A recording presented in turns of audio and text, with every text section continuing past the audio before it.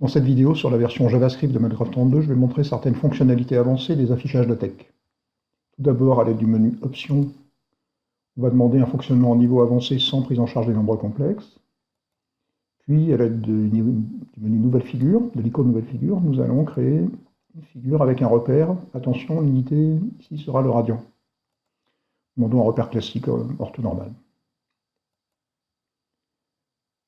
En bleu, nous allons maintenant créer une nouvelle fonction. Pour ça, on déroule la barre des calculs, par un double clic, et on clique sur f de x égale, fonction réelle, donc, nom de la fonction petit f, et la formule, ce sera 2 plus cosinus de x plus 1/2 fois sinus x, par exemple.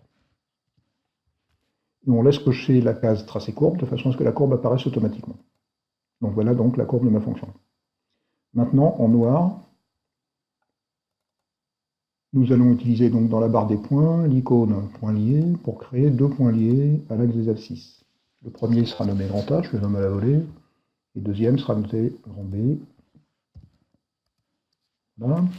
À l'aide de l'icône nommer un point à droite, nous allons cliquer sur chacun de ces points et demander que leur nom soit caché. Maintenant, nous allons demander au logiciel de mesurer les abscisses de ces deux points dans le repère. Et pour ça, donc, nous déroulons la barre des mesures et nous choisissons cette icône mesure d'abscisse dans repère. Je clique d'abord sur le point A et le nom de la mesure sera petit a. Je clique de la même façon sur B et le nom de la mesure sera petit b. Maintenant, je voudrais qu'au-dessous de chacun des deux points précédents soit affichée une valeur approchée des abscisses que nous venons de mesurer. Donc pour ça, je déroule la barre des affichages et je demande un affichage de valeur lié à un point. Je clique d'abord sur le point A. Ce sera un affichage centré horizontalement et au-dessous du point.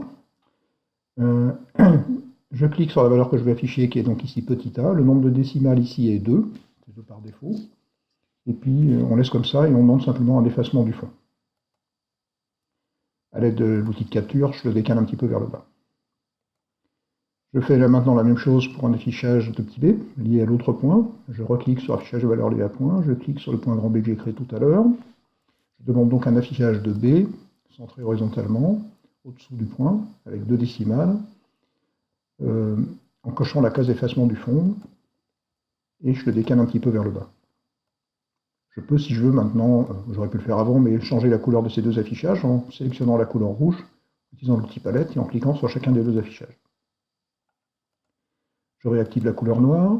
Maintenant, dans les icônes de points, je vais sélectionner point par coordonnée. Je vais créer un point de coordonnée A, F de A. Inutile de le nommer, et je reclique sur l'icône, et ce coup-là, je crée un point de coordonnée B, F de B. Dans la palette de style de trait, j'active le style de trait pointillé, j'active l'outil de création de segments, et je crée des segments verticaux. Alors maintenant, je voudrais assurer la partie qui est entre la courbe et l'axe des abscisses. Je ne peux pas le faire pour le moment, il faut que je crée une deuxième courbe.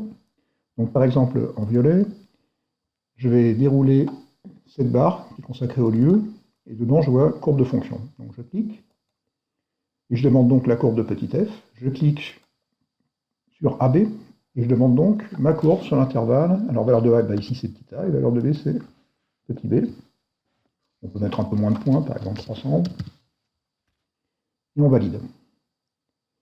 J'ai donc en fait une nouvelle courbe qui se voit à peine, mais elle vient se superposer à la précédente. Maintenant, dans les icônes de surface, je déroule la barre, je vais choisir cette icône, surface délimitée par lieu et droite.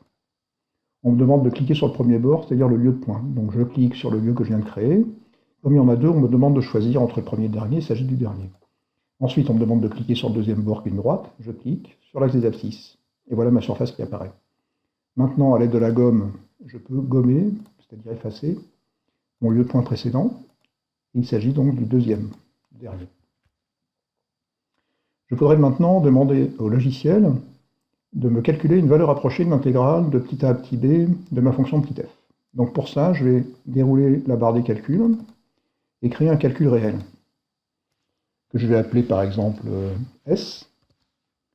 Et comme formule, je vais utiliser une intégrale. Alors, pour voir la syntaxe, je clique sur le bouton fonction, je déroule vers le bas jusqu'à ce que je vois intégrale. Et je vois que la syntaxe est intégrale de l'expression variable formelle, borne inférieure petit a, borne supérieure petit b. Donc je vais demander l'intégrale de f de x. Ensuite, après la virgule, le nom de la variable d'intégration, ici c'est petit x. Et j'intègre entre petit a et petit b.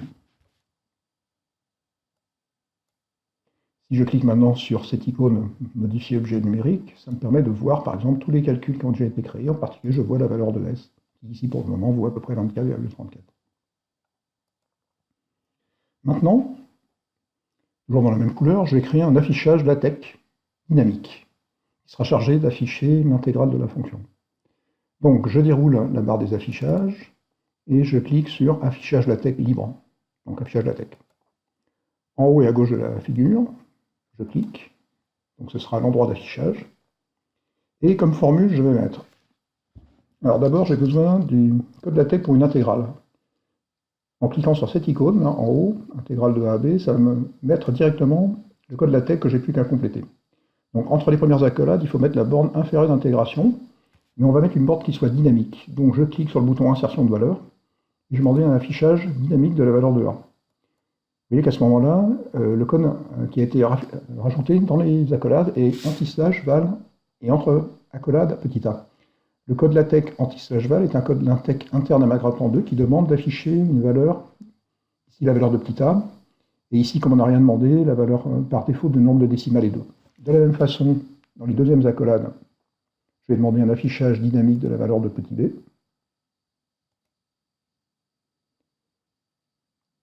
Voilà. Ensuite, au lieu de mettre f de x et x, ou de mettre par exemple directement la formule à la main, je vais demander à Magrapan2 d'écrire lui-même la formule qu'il connaît de f de x. Alors pour ça, il faut utiliser un code LaTeX interne à Magrapan2 qui est anti/, fort, avec un f majuscule, et entre accolades, on met simplement le nom de la fonction. Ensuite, dx égale, peut-être plutôt égal environ. Alors si je veux un égal environ à droite, dans les caractères spéciaux, je demande des caractères mathématiques, et je vois que j'ai un caractère égal environ. Et après ce égal environ, je vais demander une insertion de valeur encore, ce coup-là la valeur de S, avec, mettons, 4 décimales. Pour que mon affichage soit encore mieux, parce qu'ici c'est incorrect, il me faudra une parenthèse, je vais sélectionner donc mon anti/for de F, et je vais demander à Magrapan2 d'insérer le code pour une accolade. Donc je clique sur cette icône-là. Automatiquement, il m'a rajouté les codes des accolades et il a remis à l'intérieur ce que j'avais sélectionné. Et je vois donc à droite un aperçu de ce que je vais avoir sur la figure. Donc je clique sur OK. Avec l'outil de capture, je peux maintenant capturer les valeurs de A et de B et je vois que l'affichage est dynamique. Alors ce qu'on va faire maintenant, c'est, sur la figure, par exemple en bleu, on va créer un éditeur qui permettra de changer la formule de petit f. Donc pour ça, on déroule la barre d'outils correspondant aux affichages, et on voit ici éditeur de formule. On me demande de cliquer à l'endroit d'affichage, on va le mettre par exemple sous l'affichage de l'intégrale. Et ici, on va demander un éditeur de formule de petit f, avec effacement du fond par exemple. Et puis comme en tête, on va mettre f de x égale, alors on va mettre $. En mettant $, ça fera que le style LaTeX pour f de x égale sera utilisé. Je vais cocher signe de multiplication implicite, et puis affichage de la formule en LaTeX. Ainsi, en même temps qu'on tapera dans l'éditeur, la formule s'affichera de façon naturelle. Donc je valide. Je peux déplacer si je souhaite cet éditeur, à l'aide de l'outil de capture. Maintenant, directement sur la figure, je peux changer la formule de la fonction. Par exemple, je vais entrer 3 plus sinus de 2x, vous remarquerez que les parenthèses fermantes s'ouvrent automatiquement, je n'ai pas besoin de refermer, plus sinus de 3x. Et comme j'ai demandé des signes de multiplication implicites, ce n'est pas la peine ici de mettre des étoiles entre le 2 et le x et le 3 et le x. Je valide en appuyant sur Entrée, et automatiquement, je vois tout qui s'est redessiné, et y compris l'affichage LaTeX, qui maintenant affiche la bonne formule de petit f qui a été changée. Voilà, merci d'avoir regardé ce didacticiel.